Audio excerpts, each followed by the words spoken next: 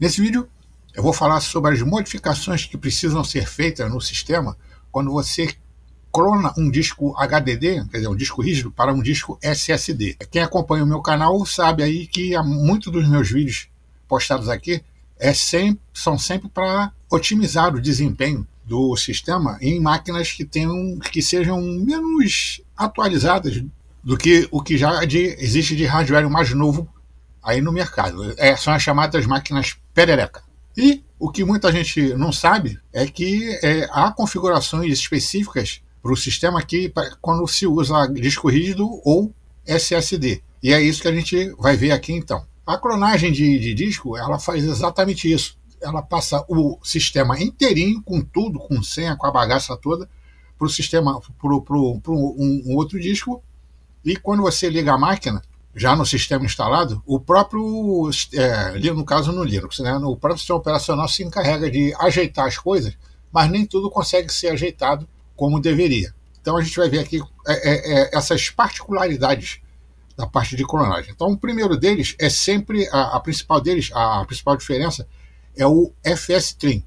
O fstring é um comando, né, em um serviço que é exclusivo do mundo SSD. Bota aí NVMe, SSD, quer dizer, dispositivo de blocos de memória. Esse comando não existe ou não tem efeito em disco rígido. É devido ao modo de funcionamento de todo o sistema aí. Como é que esse comando funciona? Quando você apaga um arquivo do seu sistema aí, o arquivo em si ele não é apagado de primeira, ele é só marcado no sistema de arquivos como apagado, mas os dados fisicamente ainda estão presentes lá. O disco rígido, ele quando vai sobrescrever os dados, ele escreve por cima mesmo, mas o SSD ele demora um pouquinho para fazer essa gravação, porque como os dados não são apagados logo de cara, o SSD ele vai lá, olha, vê qual é, se tiver marcado como passível de ser regravado, ele vai lá e grava. Isso é do SSD, não só do SSD, isso é típico do sistema de bloco de memória, onde escrever e apagar arquivos é diferente do que acontece num HDD. Mas isso aí fica para outro vídeo aí. E o fstring ele faz justamente isso, de tempos em tempos, normalmente uma semana, um mês e tal,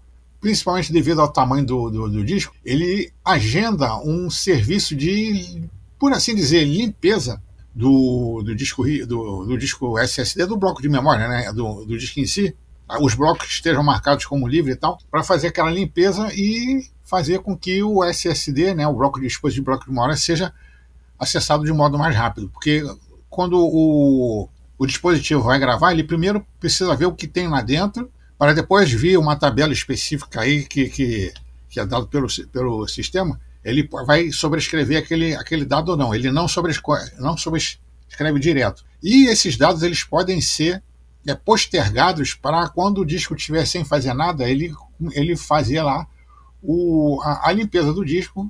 Isso aqui tudo é tudo assim, entre aspas, é só uma explicação bem rasa sobre o processo. E o fstring ele faz justamente isso, porque quando o disco, se você não tiver o fstring, os dados ficam lá gravados no disco ad eternum e degrada o funcionamento do disco rígido, do SSD, do bloco de memória, porque ele precisa ver o que tem para saber se pode gravar ou não. E você começa a notar isso quando o SSD ele começa a ficar relativamente lento na hora de fazer a gravação dos dados no disco. Então, para você saber se você tem o fstring ativo aí, basta você fazer o sysctl status e você bota aqui. No meu não vai estar ativo porque isso aqui é um disco rígido.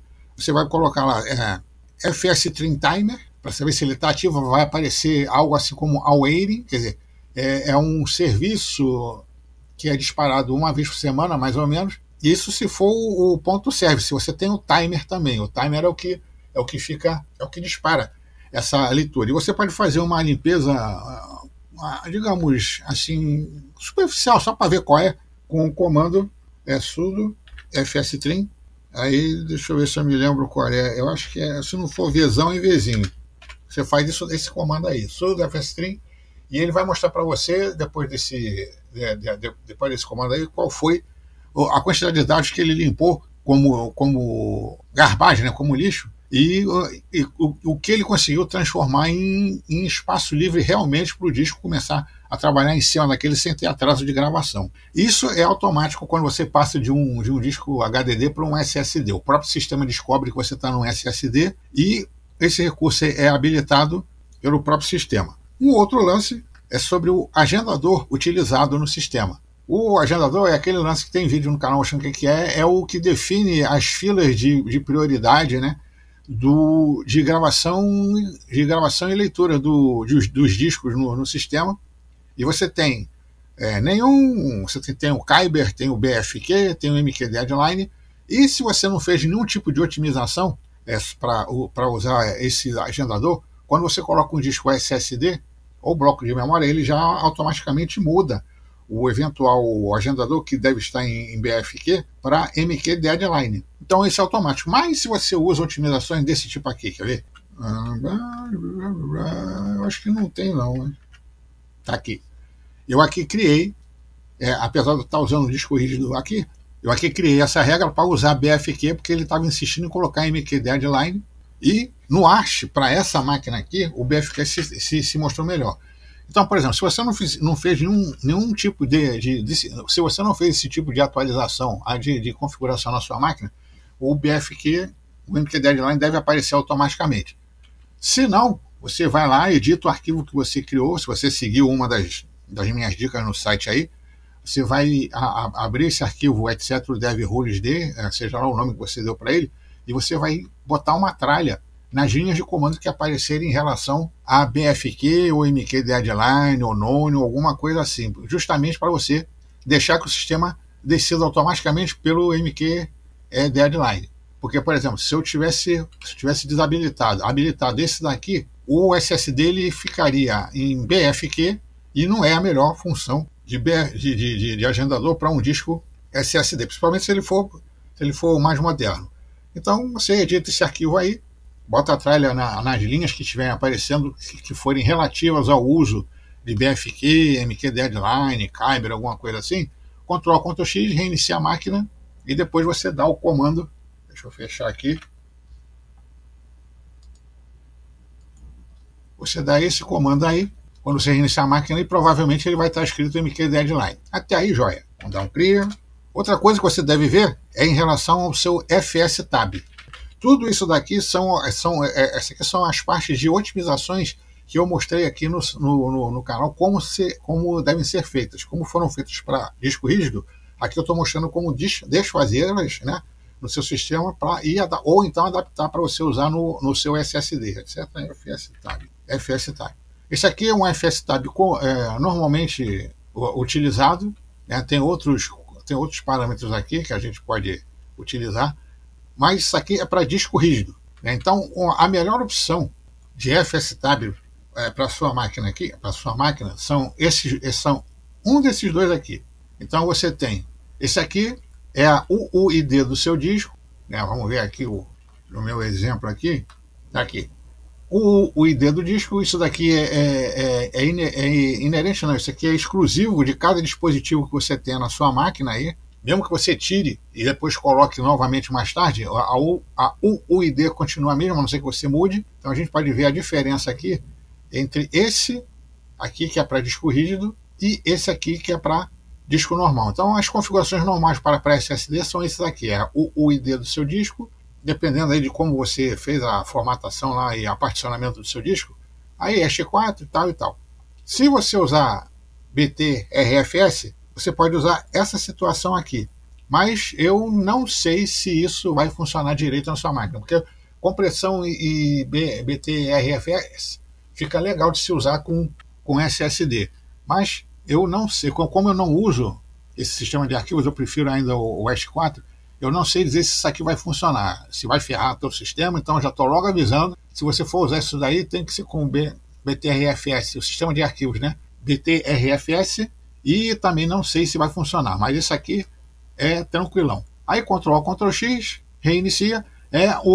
A explicação é porque o SSD ele não precisa desses parâmetros extras aqui, porque o SSD tem latência muito baixa. Então, como o disco rígido ele tem a latência bem maior por ele ser mecânico, certas configurações no FSTab faz com que gravações e outras coisas aí sejam feitas de modo mais eficaz no disco rígido, e no SSD não é necessário porque não tem tanta latência assim, é basicamente praticamente escrito na hora, né? O sistema nem sente. Se a máquina for nova, então nem se fala. Outra configuração que eu mostrei como fazer aí para disco rígido é usar o HDParm para mudar o padrão APM, né, de gerenciamento de energia do disco rígido. Nesse aí você não precisa mexer porque o HDParm ele não funciona do modo esperado no SSD. Ele simplesmente ignora as regras que você tenha colocado, porque o gerenciamento de energia do SSD é feito de outra forma. E quando você pega um clone de um disco rígido do Linux e você coloca em outra máquina, pode ser interessante para você. Deixa eu tirar isso daqui, vou dar uma cliada. Pode ser interessante você usar esse comando aqui. Esse comando ele vai criar ou recriar ou atualizar o seu banco de dados de hardware da sua máquina, que no caso da clonagem vai vir da outra máquina da qual você fez a clonagem do disco. Se as máquinas forem iguais, não tem tanto problema assim. Mas, por exemplo, você está numa Gigabyte, vai colocar numa Asus, o sistema ele vai se adaptar ao novo hardware, diferente do Windows, que dá tela azul, preta, verde, cor de abóbora, explode a máquina, reinicia e tal.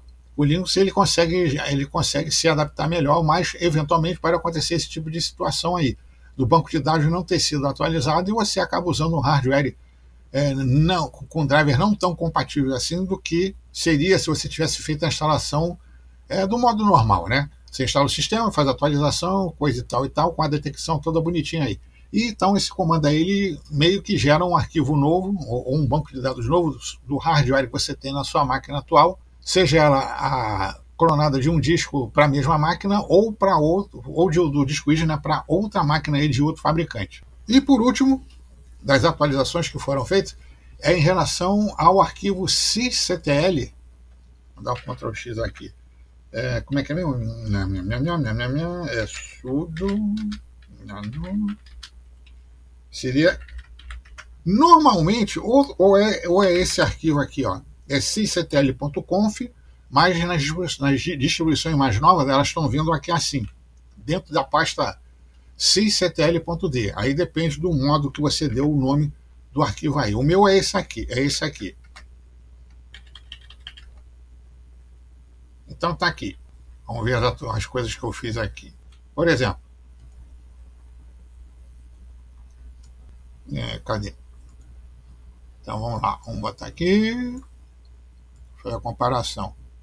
Então esse daqui é o que eu adaptei para o SSD, e esse aqui é do HD normal. Então o VM Swap, eu não uso swap. Apesar de eu ter 4 GB de memória, tudo que eu uso nessa máquina aqui eu não posso exagerar muito, porque é uma máquina perereca, então é difícil eu precisar de mais do que 4 GB, então não preciso de swap.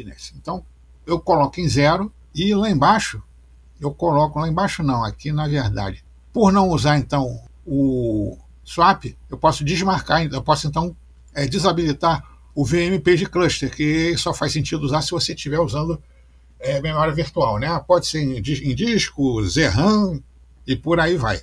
E depois tem as configurações para o resto, né? Então você tem aqui, ó, o Dirt Ratio eu mantive, o Background também mantive, o VS Pressure eu aumentei um pouquinho, 75. Isso aqui tudo vai estar na descrição do vídeo. E, por exemplo, essa configuração aqui, se você tiver 4 GB ou mais, você pode duplicar ou então quadruplicar. Então seria algo como 65, 500 e, sei lá, 500 alguma coisa, 65, 656, algo assim, ou então 120 e blau, que aqui é o mais adequado. Eu não tenho aqui, mas eu vou acabar colocando aqui de qualquer maneira. Então, esse tipo de otimização vai estar também na descrição do vídeo.